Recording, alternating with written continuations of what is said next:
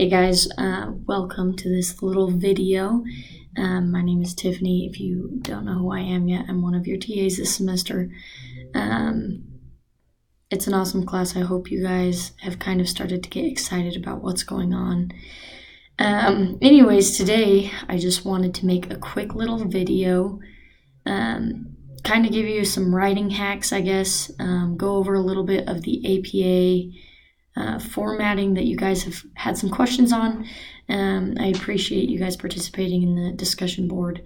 And I looked over your questions and I wanted to start quickly. I'm going to move out of the way and hope that you can see the board behind me. I'm going to talk about a little bit about formatting really quick, and then I'll help you with more specifics in a second. I have a PowerPoint to go over, but right now, behind me on this board, I hope you can read that. So this is how I would format your paper and start to brainstorm. This is how I started, and it really helped me. So the first thing, so I wrote my paper on anxiety, social anxiety, and how it affects student athletes, along with coaching styles. So it's kind of a lot of topics, but this is how you would generally outline your paper, and you can use this for any topic.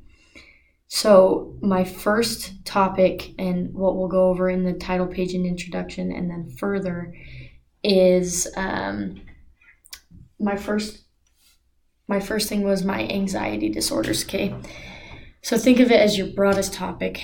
Mine was anxiety. In my first few pages, I wanted to explain what anxiety I was talking about.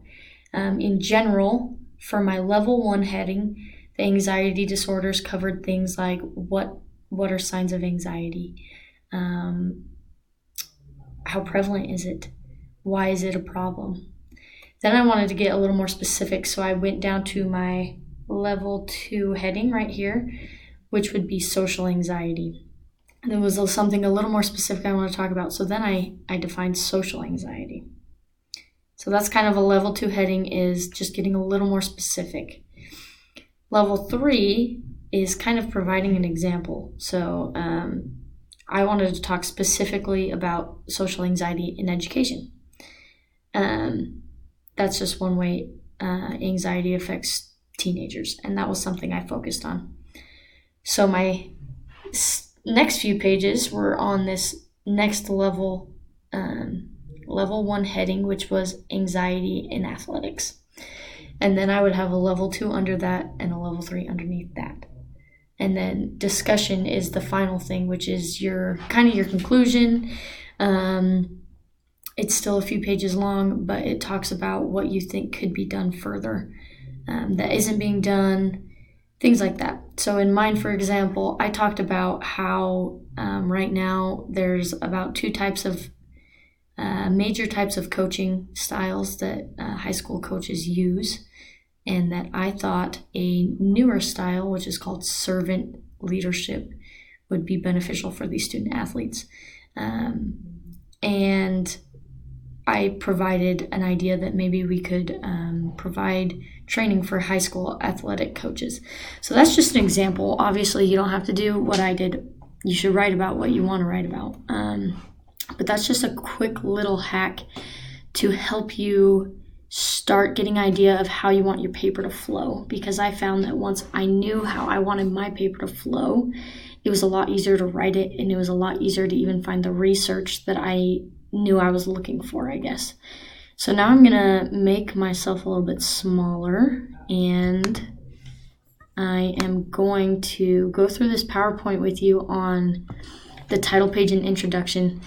So that formatting that we just looked at is going to be really essential in writing your introduction, and I'll explain why in a little bit, but let's just get started on that. So this is this example right here that you're seeing is an example cover page, okay? This is what yours will look like.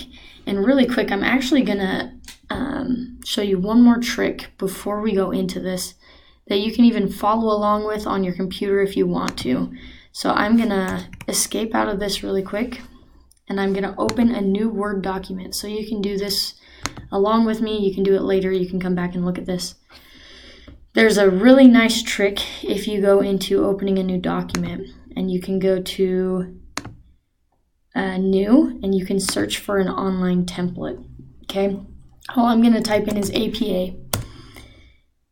Once that loads, you're going to want to pick this APA style report 6th edition. Make sure it's the 6th edition. Once you click on that and click create, this will save you so much time with all of your formatting. And even if you don't quite understand APA formatting, this will help a lot. So it tells you exactly what you need. So title here up to 12 words on 1 to 2 lines. Okay.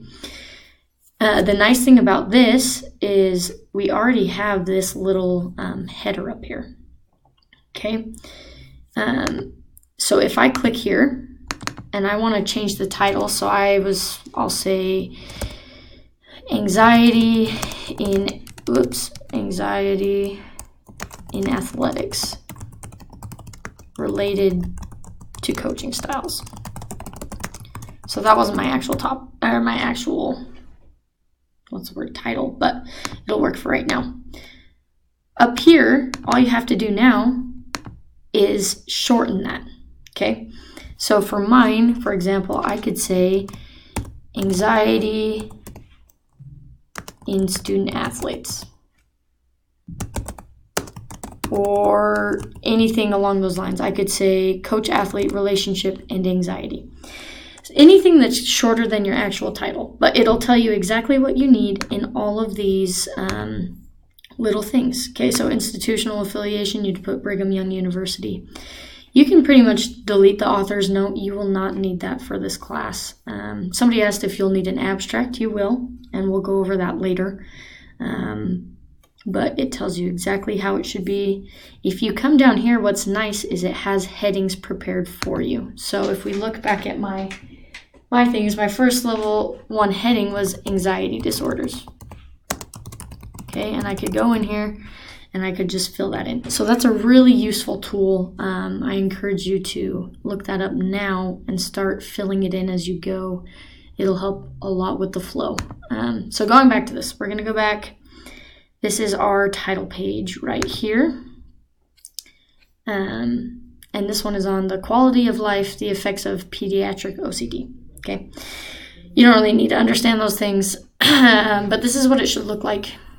And we have all these points. So make sure the title is fully explanatory of your of the content of your lit review. The title should be 12 words or less, which I'm pretty sure it says on Word that it should be like that. The title page is the only place where the words running head appear. This is important. So if you look up here where my mouse is, right here it says running head, and it looks weird, but on the title page you do need to have running head, and then the title is in caps. And I'll show you what the rest of the pages look like in a second, because they will not have running head. This is the only place that running head appears. Everything should be double spaced, and if you use the template, it'll automatically pull up this number in the right corner for page numbers. And it does start with the this page as the first page. So it's not your first page of actual writing is the first page, it's this one. And everything's in 12 point times New Roman font. And this says PowerPoint 9. Just look it up in your APA book if you have more questions, or contact one of us TAs and we'll be happy to help you. So that's the title page. Next, we come to the introduction, and normally in maybe an MLA style paper or something else, you might label the first one as introduction. But as we saw in my paper, my first section was not titled introduction. It was all on anxiety. So it's going to be unbolded, and the paragraph starts right after it.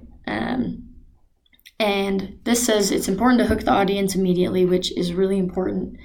I don't know if you guys have read any APA papers yet that start boring, but You don't want to read a boring paper that's 20 pages long, especially if it starts boring. You know you're going to be in there for a long time. So try to avoid that. Make sure it shows that you're interested in the topic and that it's relevant. Sorry, tripping on my words. So this is an example from my paper.